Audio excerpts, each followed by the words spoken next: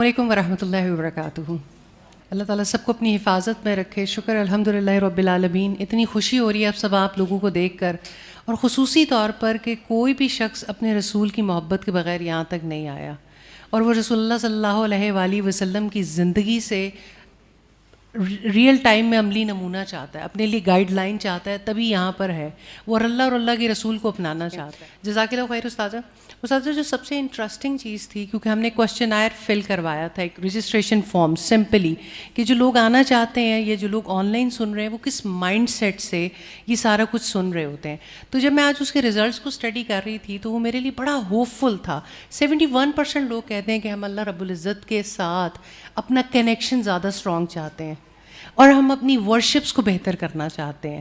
تو یہ کتنا بڑا اللہ کا احسان ہے کہ ہمارے دل کے اندر یہ تمنا ہو، اس بھاگتی دوڑتی زندگی کے اندر جہاں ہماری زندگی ایسی ہو گئی ہے، ہمارا لائف سٹائل ایسا ہو گیا ہے، ہمارے اوپر پریشرز ایسے ہو گئے ہیں، فیملی کمٹمنٹس ہیں، اگر آپ کوئی ورکنگ فرد ہیں تو اس کی بہت ساری کمٹمنٹس ہیں، پھر آپ جس سوسائٹی میں موو آن کرتے ہیں اس میں بڑے سارے پریشرز ہیں، پھر بھی انسان اپنے رب کی تلاش میں ہے۔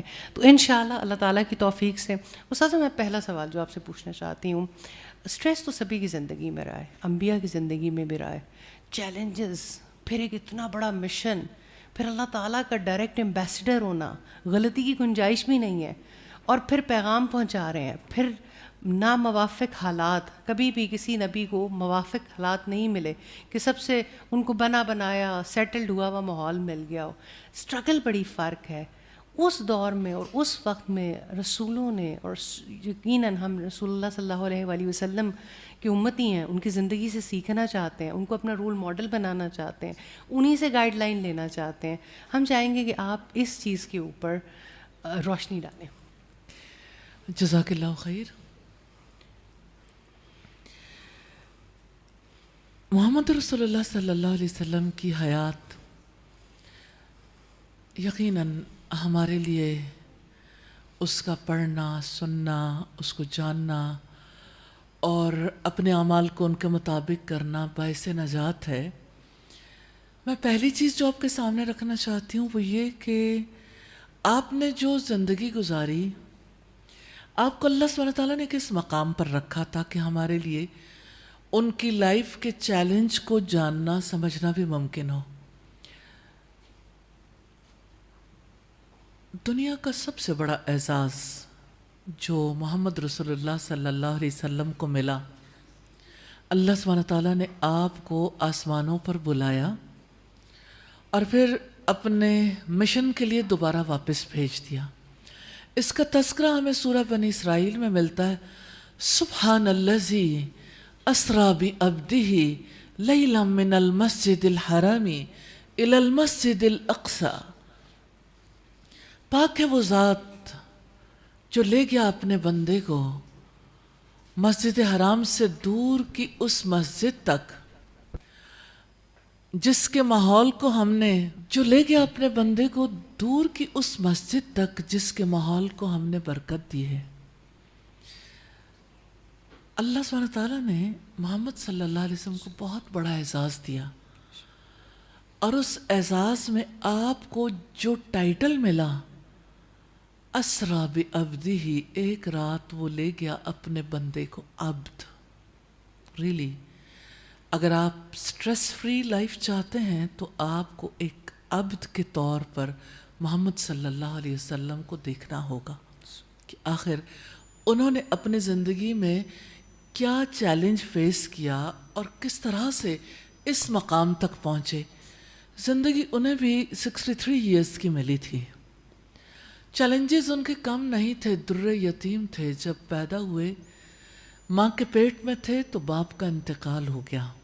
آپ جانتے ہیں بن باپ کے جو بچہ پیدا ہوتا ہے اس کے لیے کتنے بڑے چیلنجز ہو سکتے ہیں۔ پھر کس طرح سے، کتنی چھوٹی ایج تھی، ماں کی ڈیتھ ہوئی، پھر دادا نے سنبھالا، دادا کی ڈیتھ ہو گئی، 8 سال کے تھے، ایک سواری اور ایک لونڈی کے سوا کچھ ورثے میں نہیں ملا تھا۔ ایسے میں 12 سال کا بچہ تجارتی سفر پر نکل کھڑا ہوتا ہے، شام کا سفر آپ نے کیا، آج جب لوگ کہتے ہیں نا بچوں کو انیبل کریں، بچوں کو جو ہے وہ یہ سکھائیں، بچوں کو اسکلز سکھانی چاہیے، بچوں کو کام سکھانا چاہیے، تو میں یہ کہتی ہوں کہ ہمیں اپنے رسول کی طرف دیکھنے سے یہ پتہ چلتا ہے کہ کس طرح انہوں نے چیلنجز کو میٹ کیا. میں ایک عبد کی سٹوری کا صرف ایک اوور ویو کرانا چاہتی ہوں تاکہ یہ پتہ چلے کہ آپ کی زندگی کے سٹریس کیسے تھے اور آپ نے اسے کوپ کیسے کیا. اگر آپ نے ان چینز کو بریک کیا تھا تو یقیناً لقد کان لکم فی رسول اللہ اسوۃ حسنہ، بلا شبہ یقیناً آپ کے لیے اللہ کے رسول کی حیات میں بہترین نمونہ. میں اللہ کے رسول کی حیات میں دیکھتی ہوں کہ آپ صلی اللہ علیہ وسلم اس دن کتنے زیادہ تکلیف میں تھے جب دادا کا انتقال ہوا، کیونکہ کوئی ایسا نہیں تھا جو آپ کے لیے باقی رہ گیا. اور اللہ سبحانہ تعالیٰ کی اس میں کتنی بڑی حکمت تھی، آپ کو کیا کچھ سکھانا تھا. آپ صلی اللہ علیہ وسلم کو چچا نے یعنی اپنی کفالت میں ضرور لے لیا، لیکن چچا کے فائنینشیل حالات بذات خود اچھے نہیں تھے. اسی وجہ سے آپ بچپن میں ہی تجارت کے عمل میں مصروف ہو گئے. لیکن میں ضرور یہ کہنا چاہتی ہوں کہ اس در یتیم کو دیکھیے کیسی پاک زندگی گزاری، کتنی خوبصورت زندگی کہ آپ کے ارد گرد کے لوگ آپ کو صادق اور امین کہتے تھے. ایکٹیویٹیز کیا تھیں؟ آپ ایسا تو نہیں کہ آپ کو سٹریس نہیں ہوتا تھا. 3 لوگ تھے جن کا نام فضل تھا، اور مکہ کے لوگ بہت پریشان تھے اس بات پہ کہ لوگ کس طرح سے ضعیفوں کو، مظلوموں کو دبا لیتے تھے. تو انہوں نے ایک آپس میں معاہدہ کیا تھا جس کا نام حلف الفضول تھا. اور آپ جانتے ہیں کہ اس دور میں جنگیں کتنی ہوا کرتی تھیں. آپ صلی اللہ علیہ وسلم نے اس معاہدے میں شرکت کو اپنے لیے اعزاز سمجھا کہ اگر آج بھی مجھے ویسے معاہدے کرنے پڑے تو میں آج بھی ویسا معاہدہ کر سکتا ہوں. 25 برس کی عمر میں 40 برس کی عورت سے نکاح کیا. لیکن یہ کوئی ایسی بات نہیں ہے کہ آپ کے لیے ینگ لڑکیاں نہیں تھیں، آپ کر نہیں سکتے تھے. اگر آپ ہسٹوریکلی دیکھیں تو ہمیں پتہ چلتا ہے کہ اس دور میں لوگوں کے لیے خواب تھا سیدہ خدیجہ سے نکاح کرنا، کیونکہ بزنس لیڈی تھیں اور بہت زیادہ فراست رکھنے والی تھیں اور بہت مالدار بھی تھیں. تو نیچرلی لوگوں کے لیے یہ بہت بڑا چانس تھا جس کو وہ اویل کرنا چاہتے تھے. لیکن سیدہ خدیجہ نے آپ کا انتخاب کیا. آپ شادی کے بعد دیکھیے، نکاح کے بعد کے چیلنجز کس طرح سے. 35 ایئرس کی ایج تھی جب آپ صلی اللہ علیہ وسلم نے حجر اسود کو نصب کیا. 35 سال کے تھے. اور پھر آپ یاد کریں اس وقت کو جب آپ صلی اللہ علیہ وسلم غار حرا جایا کرتے تھے. آپ کا حرا میں جانا کوئی چھوٹی بات نہیں ہے، کیونکہ آپ سٹریس میں تھے. آپ کو سمجھ نہیں آتی تھی اپنی قوم کو کس طریقے سے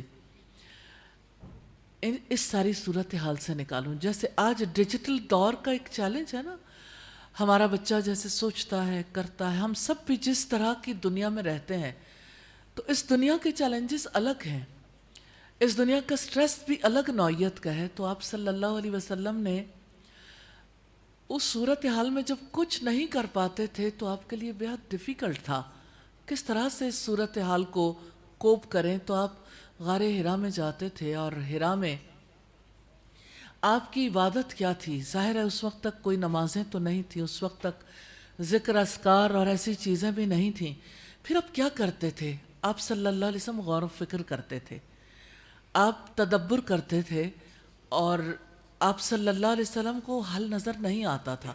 حتیٰ کہ قرآن حکیم نے اس کو ڈسکس کیا ہے کہ ہم نے آپ پر سے وہ بوجھ اتار دیا، الذی انقض ظہرک، جس نے آپ کی کمر کو توڑ دیا تھا. یعنی آپ کو اس قابل نہیں رہنے دیا تھا کہ آپ اسے برداشت کر سکتے. مجھے جو بات ابھی ماشاءاللہ جب بھی آپ تذکرہ کرتی ہیں اور ہم رسول اللہ صلی اللہ علیہ وسلم کی زندگی سے ہم کہتے ہیں وہ ہمارے لیے اسوہ کامل ہے، یعنی وہ ہمارے لیے گائیڈ لائن اگر ہم نے کہیں سے لینی ہے تو وہیں سے لینی ہے. ہی از اے پرفیکٹ ایگزامپل. بٹ اتنے واقعات ابھی آپ نے کوٹ کیے، ہمارا وہی کنیکشن ویک ہے کہ جب ہم پہ کوئی مصیبت آتی ہے، رسول اللہ نے جان، مال، اولاد، بیویوں سے، بچوں سے، سب سے آزمائے گئے. پھر ساتھیوں سے آزمائے گئے, ابھی جیسے ڈفرینٹ غزوات کا آپ نے ذکر کیا, آئسولیٹ کر دیے گئے, تنہائی میں ڈال دیے گئے کہ ٹھیک ہے, پھر تانے بھی سنے.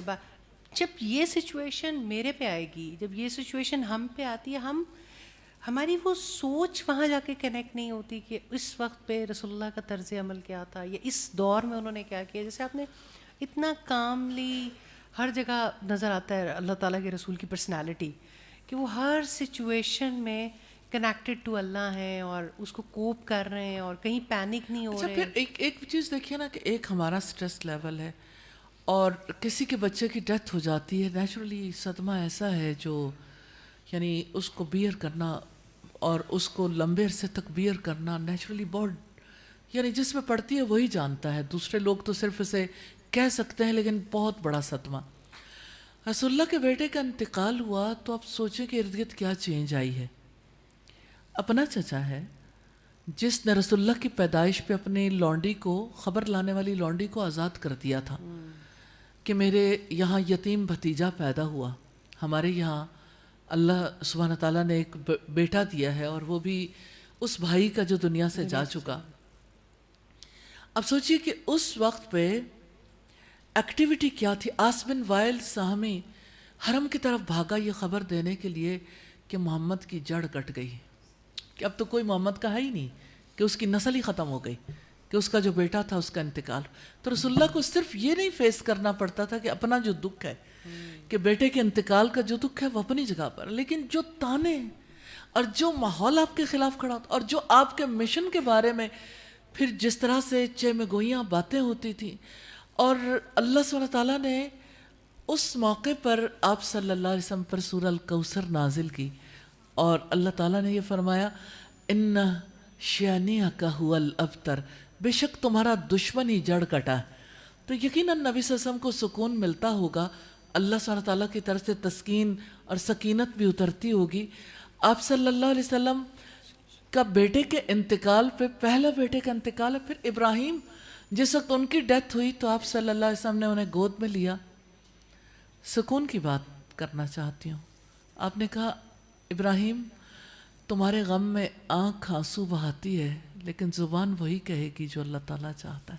اس سے ہمیں لیسن ملتا ہے, اس سے ہمیں وہ اصل جو ڈیکوڈ ہوتی ہوئی بات نظر آتی ہے نا, اللہ کی رضا پر راضی ہونا.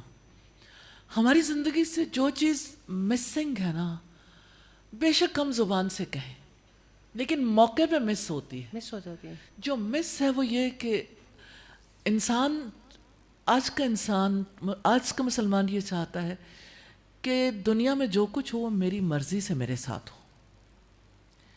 اولاد بھی مرضی کی چاہیے, اور پھر یہ ہے کہ مال بھی مرضی کا چاہیے, اولاد کے معاملات بھی مرضی کے چاہیے.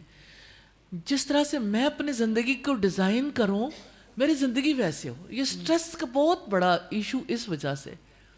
تو پہلی چیز جو ہے نا وہ یہ بیلیو ہے کہ ہمارا ڈیزائنر اللہ ہے, You are not your جس نے, architect. ہم اپنے ڈیزائنر نہیں ہیں, نہ اپنی ذات کے ڈیزائنر ہیں نہ اپنے حالات کے ڈیزائنر ہیں. سبحان اللہ. اللہ ہمارا کریٹر ہے, اور اللہ سبحانہ تعالیٰ نے ہمیں بنایا, اور ہمارے اعمال کو بھی اسی نے کریٹ کیا. ہم نے دنیا میں جو کچھ کرنا ہے اس نے جو لکھا وہی تقدیر ہے. تو تقدیر پر جو ایمان ہے نا, اس کے بارے میں بھی مائنڈ بہت کنفیوزڈ ہے, جس کی وجہ سے یہ زیادہ پرابلم ہے. تو اللہ کے رسول صلی اللہ علیہ وسلم کی حیات سے جو ہمیں سبق ملتا ہے کہ آپ صلی اللہ علیہ وسلم نے ٹوٹل سبمیشن پہ عمل کیا. Total submission and no resistance. زندگی میں سٹریس کب آتا ہے؟ جب ریزسٹنس آتی ہے. اور ریزسٹ انسان کس کو کرتا ہے؟ ریالٹی کو ایکسیپٹ نہیں کرتا کہ مجھے یہ ریالٹی نہیں چاہیے, مجھے اپنی چوائس کی ریالٹی چاہیے. تو جب اپنی چوائس کی ریالٹی نہیں ملتی تو انسان تو ظاہر ہے سٹریس بھی ہوتا ہے, سائیکولوجیکلی اپسٹ ہوتا ہے, سم ٹائمز ایسا ہوتا ہے کہ مینٹل ہیلتھ زیادہ متاثر ہو جاتی ہے. تو راز تو ایک ہی ہے, اللہ کی رضا پہ راضی رہنا. لیکن جس ہم صورتحال سے گزر رہے ہیں اس کے لیے کچھ پریکٹیکل ہیکس بھی ہیں.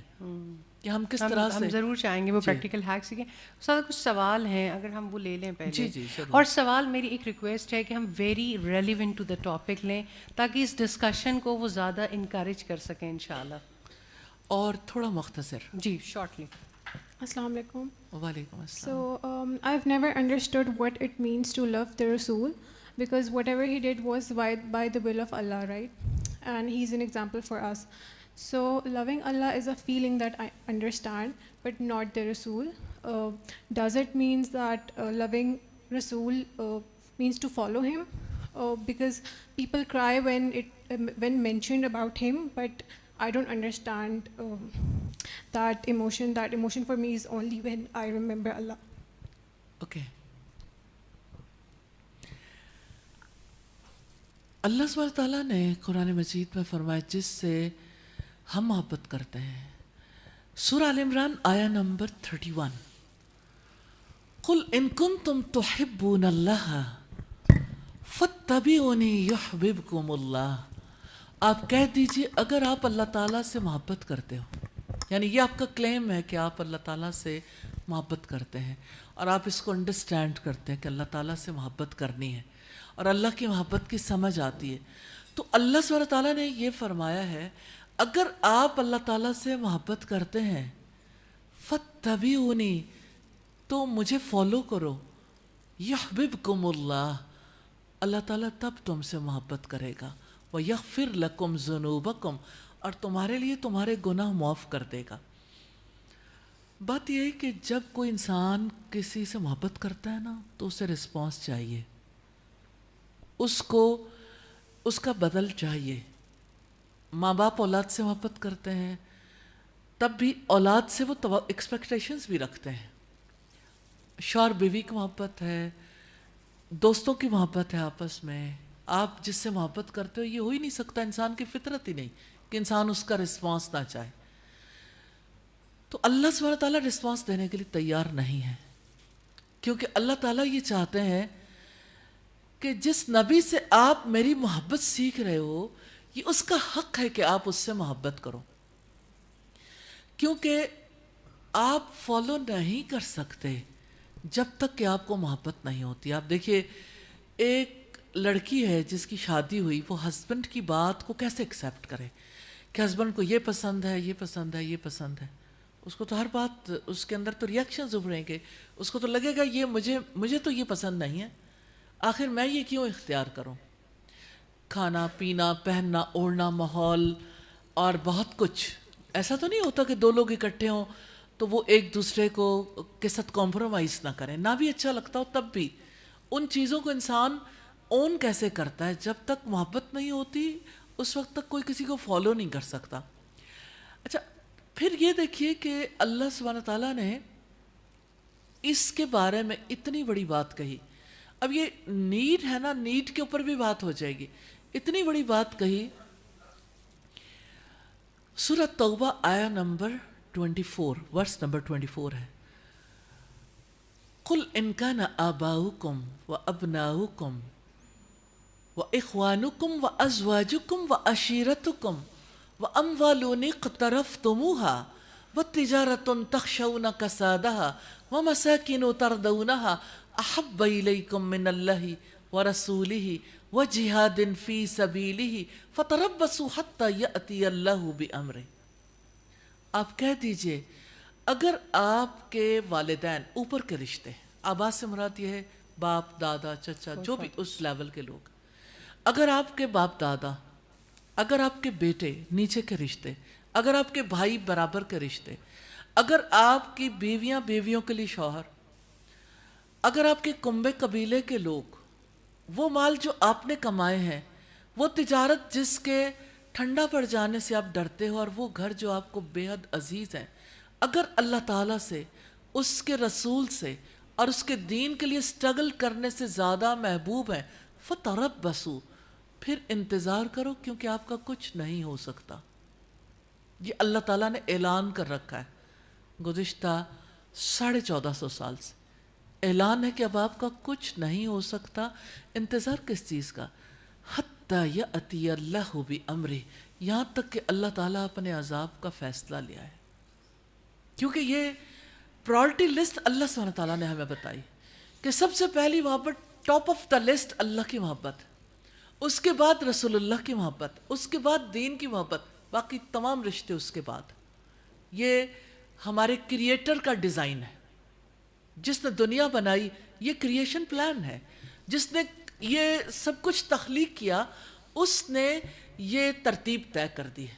اس لیے محمد رسول اللہ صلی اللہ علیہ وسلم کی محبت اللہ سبحانہ تعالیٰ کا طے کردہ پلان ہے۔ تیسری بات، نبی صلی اللہ علیہ وسلم نے فرمایا، ان انس رضی اللہ تعالی عنہ، سید انس کہتے ہیں قال قال رسول اللہ صلی اللہ علیہ وسلم، کہ اللہ کے رسول صلی اللہ علیہ وسلم نے فرمایا، لا یؤمن احدکم، تم میں سے کوئی ایک بھی ایمان والا نہیں ہو سکتا، حتی اکون احب الیہ من والدہ وولدہ والناس اجمعین، جب تک میں اسے اس کے والدین، اس کی اولاد اور دنیا کے تمام انسانوں سے زیادہ عزیز نہ ہو جاؤں۔ تو اللہ کے رسول کی محبت ہمارا ایمان ہے، اس کے بغیر ہم مومن نہیں ہو سکتے، نیڈ اتنی بڑی ہے اور ایمان کا تقاضا بھی ہے۔ حضرت عمر نے ایک دفعہ رسول اللہ سے کہا کہ اے اللہ کے رسول، میں آپ سے دنیا کی ہر چیز سے بڑھ کر محبت کرتا ہوں، ہر ایک چیز سے بڑھ کر محبت کرتا ہوں سوائے میری اپنی جان کے۔ تو آپ صلی اللہ علیہ وسلم نے فرمایا، اے عمر، ایسے تو بات نہیں بنے گی، جب تک کہ میں تمہیں تمہاری جان سے بھی زیادہ بڑھ کر عزیز نہیں ہو جاتا۔ کتنا مشکل ہے کسی سے یہ کہنا۔ رسول اللہ نے اگر یہ بات کہی تو یہ اللہ سبحانہ تعالیٰ کا فرمان پورا کیا، جب تک تم مجھے اپنی جان سے بھی بڑھ کر نہیں چاہو گے تمہارا ایمان بھی قابل قبول نہیں ہے۔ تو حضرت عمر نے کہا، اے اللہ کے رسول، اب یعنی میں نے شعوری فیصلہ کر لیا، اب مجھے آپ میری جان سے زیادہ عزیز ہیں۔ تو آپ نے فرمایا، اے عمر، اب بات بنی ہے۔ تو یہ اللہ کے رسول کی محبت کی ضرورت ہے۔ رسول اللہ سے محبت ہمارا ایمان ہے، ہمارے بیسک ڈیزائن میں شامل ہے۔ اللہ سبحانہ تعالیٰ نے ہم سے یہ مطالبہ کیا، اور اس مطالبے کے جواب میں اگر ہم محمد صلی اللہ علیہ وسلم سے محبت نہیں کرتے، انہیں فالو نہیں کرتے، اگر ہم محمد صلی اللہ علیہ وسلم جیسا طرز عمل زندگی میں اختیار نہیں کرتے، اللہ تعالیٰ کی طرف سے ہمارا کوئی عمل قابل قبول نہیں۔ اسلام میں کسی عمل کی قبولیت کی دو شرائط ہیں، ایک وہ عمل اللہ کی خوشی کے لیے ہو، دوسرے محمد صلی اللہ علیہ وسلم کی سنت کے مطابق ہو، تیسری کوئی شرط ہی نہیں ہے۔ استاذہ ایک تو اگر ایمان رسول اللہ صلی اللہ علیہ وسلم کے مطابق عمل نہ کیا تو ہمارا کوئی عمل بھی قابل قبول، اللہ کی محبت بھی قابل قبول نہیں۔ استاذہ ایک تو ہے نا کہ آپ کے ایمان کا لازم حصہ ہے کہ آپ نے رسول اللہ سے محبت کرنی ہے۔ دوسرا مجھے لگتا ہے کہ جب آپ کانشیسلی اپنے نبی کو جانتے ہیں، ان کے ایکٹس کو دیکھتے ہیں، ان کی پریچنگس کو دیکھتے ہیں، ان کے ہر معاملے کو دیکھتے ہیں، تو آپ لو ان ہوتے چلے جاتے ہیں کہ اتنا پیارا دین جو اللہ تعالیٰ نے بھیجا، وہ امپلیمنٹ جس پرسنالٹی کے تھرو کیا، وہ فلالیس پرسنالٹی ہے۔ وہ اتنی خوبصورتی کے ساتھ ایک ایک چیز کے بارے میں آپ گائیڈ لائن جس بارے میں بھی اٹھا لیں، تو اللہ تعالیٰ نے اگر ان کو بیسٹ بنایا تو پھر ان سے بیسٹ ایکٹ بھی کروایا۔ اور سب سے بڑی بات یہ ہے کہ یعنی آج جو رسول اللہ کو جاننے والے ہیں، دشمن بھی ہیں، وہ بھی اعتراف کرتے ہیں۔ ڈاکٹر مائیکل ہارٹ نے ایک کتاب لکھی، دی 100، امریکہ سے وہ کتاب چھپی ہے۔ مائیکل ہارٹ سائنٹسٹ بھی ہیں اور کرسچن ہیں۔ مائیکل ہارٹ نے دنیا کے 100 بڑے انسانوں میں سے نمبر 1 پہ محمد رسول اللہ کو رکھا۔ مجھے یہ بتائیے آج ہمارے مسلمانوں میں سے کتنے لوگ ہیں جو نمبر 1 پہ اپنے دل میں محمد رسول اللہ کو رکھتے ہوں؟ کیونکہ جانتے نہیں۔ آپ کہتی ہیں نا کہ نو محمد، لو محمد اینڈ فالو محمد صلی اللہ علیہ وسلم۔ آپ جانو گے تو محبت ہوگی نا۔ جب آپ کسی کو جانتے نہیں ہیں تو آپ اس کو محبت نہیں کر سکتے، جب آپ محبت نہیں کر سکتے تو فالو کیسے کریں گے؟ اور ہماری تو والی یوتھ کا مسئلہ یہ ہے کہ کیوں فالو کریں تو کیوں کریں؟ تو دا ریزن اس کہ جب نو ہی نہیں ہے, جب جانتے نہیں ہیں, تو پھر لو اور فالو تو بعد میں آئے گا. جی نیکسٹ کوشچن لے لیتے ہیں. جی آپ اس بات کو فیل کر سکتے ہیں کہ ہماری یوتھ جو ہے وہ کس چیلنج اور کس طرح کی تکلیف میں مبتلا ہے. تو اللہ سبحانہ تعالیٰ آسانیاں کر دے. آمین. اور ہمیں دعا کرنی چاہیے اپنے بچوں کے لیے کہ اللہ تعالیٰ انہیں یہ سمجھ نصیب کرے. نیچرلی پیرنٹس نے اپنے رسول سے متعارف نہیں کروایا. کاش ماؤں نے لوریاں دی ہوتی محمد رسول اللہ کے الفاظ میں, اور کاش رات سونے سے پہلے سٹوریاں سنائی ہوتی, تو آج ہماری جنریشن کے یہ مسائل نہ ہوتے. جی السلام علیکم ورحمۃ اللہ. میرا نام آمنہ عابد ہے. میرا سوال یہ ہے کہ نبی پاک صلی اللہ علیہ وسلم کی سنت کی روشنی میں وہ کون سے اہم مائل سٹونز ہیں یا نکات ہیں جن پر عمل کر کے ہم سٹریس کے بغیر زندگی گزار سکتے ہیں, مطلب شارٹ کٹ فوراً جب آپ کو ہوتے ہیں نا, تو کون سے مطلب 6 ہیکس ہیں سٹریس فری لائف گزارنے کے لیے. سب سے پہلی چیز, اسٹے کنیکٹڈ. اللہ سبحانہ تعالیٰ سے کنیکٹڈ رہنا, اللہ سبحانہ تعالیٰ کا ذکر.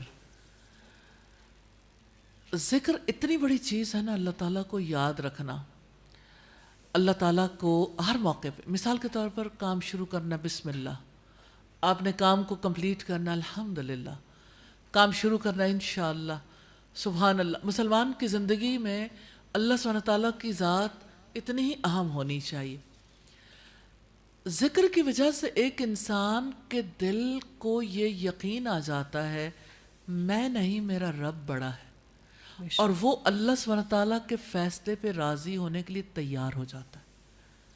ذکر انسان کو ایک ڈیفرنٹ مائنڈ سیٹ کی طرف لے جاتا ہے, اور اسی لیے اللہ تعالیٰ نے یہ حکم دیا یا ایھا الذین آمنوا اذکروا اللہ ذکرا کثیرا, اے ایمان والو اللہ سبحانہ تعالیٰ کا کثرت سے ذکر کرو.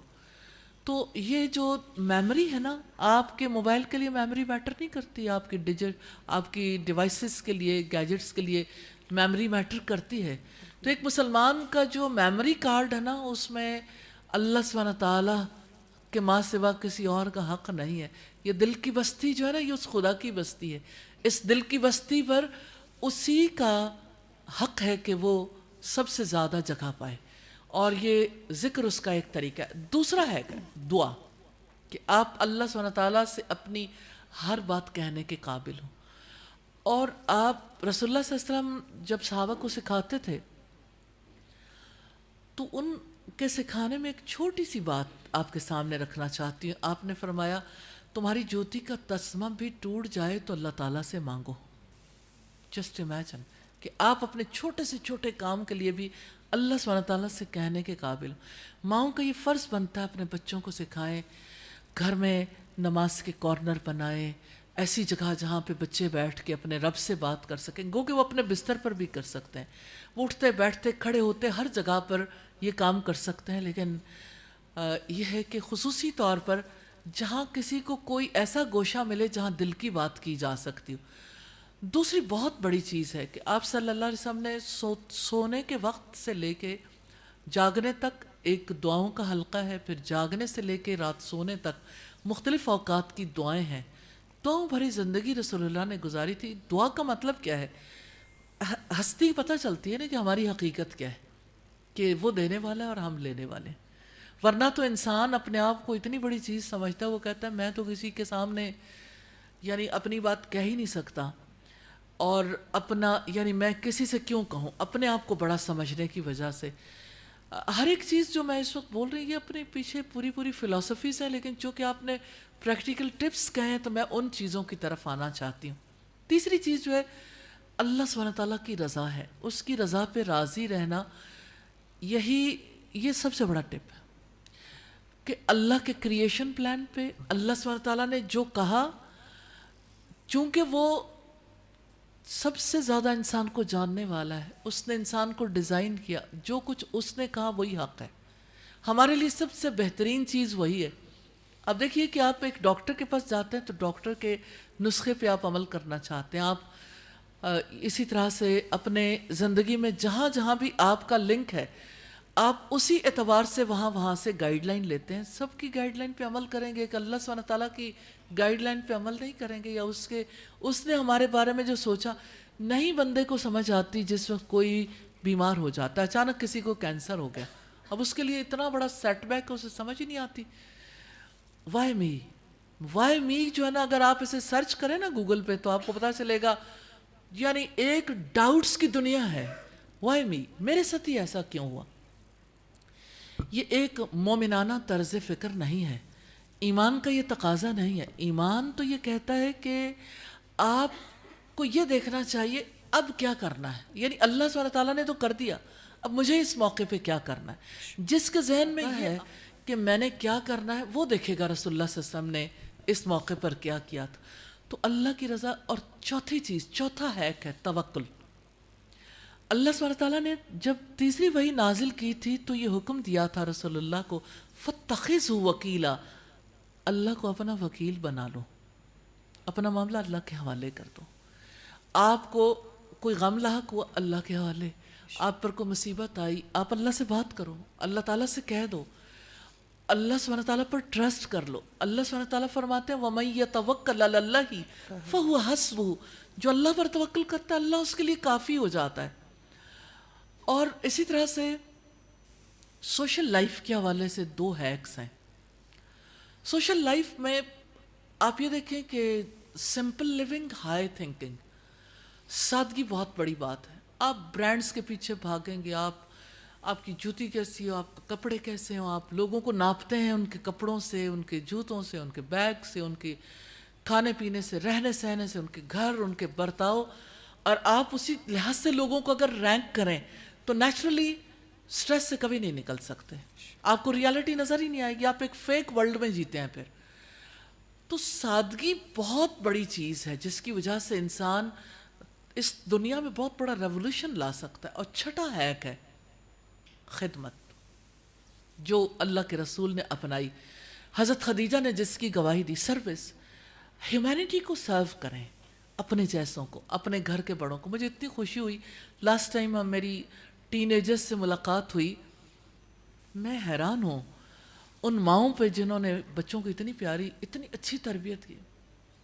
ایک بچے نے کہا کہ میرے ماموں وغیرہ باہر چلے گئے تو ہم نانا نانی کو اپنے پاس لے آئے. ہمارے دادا دادی بھی ہوتے ہیں اور دادا کے شاید بھائی بھی. تو میں اپنا ٹائم موبائل پہ سپینڈ کرنے کی بجائے زیادہ ٹائم ایسا ہے جو میں اپنے بزرگوں کے ساتھ بیٹھتا ہوں. تو یہ خدمت ہے نا, کیئر ہے, سروس ہے.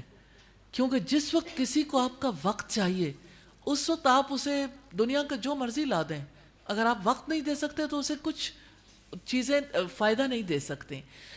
جس والد کو یا والدہ کو یا نانا نانی کو آپ کا ٹچ چاہیے, آپ کی اسمائل چاہیے, آپ کی گفتگو چاہیے, تو یہ بہت بڑی, یعنی آپ اپنے سٹریس سے اور اپنے اس چین کو بریک کرنے کی پوزیشن میں آ جاتے ہیں جو سوچوں کہ ایک لامتناہی چین ہے. اسی طرح لوگوں کے ہمدرد بننے سے, سیکریفائسز سے, آپ جو ہے وہ لوگوں کی, کوئی بیمار ہے, کوئی کسی کو جو ہے وہ کاؤنسلنگ چاہیے, کسی کو کسی اور اعتبار سے ہیلپ چاہیے, جب آپ لوگوں کی ہیلپ پہ ہوتے ہیں اللہ سبحانہ تعالیٰ آپ کی ہیلپ پہ ہوتا ہے.